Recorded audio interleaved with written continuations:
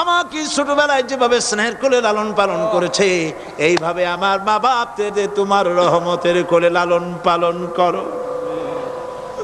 মনে থাকবে ভাইরা? বলেন মনে থাকবে?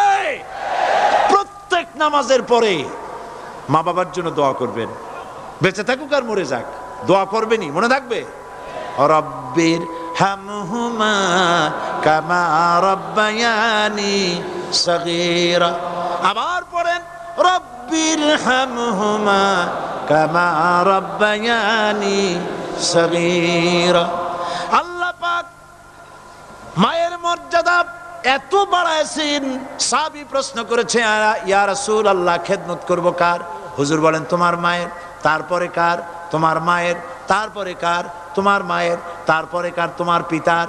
বাপের চাইতে মায়ের মর্যাদা আল্লাহ 3 গুণ বাড়াইয়া দিলেন, 3 গুণ বৃদ্ধি করে দিলেন।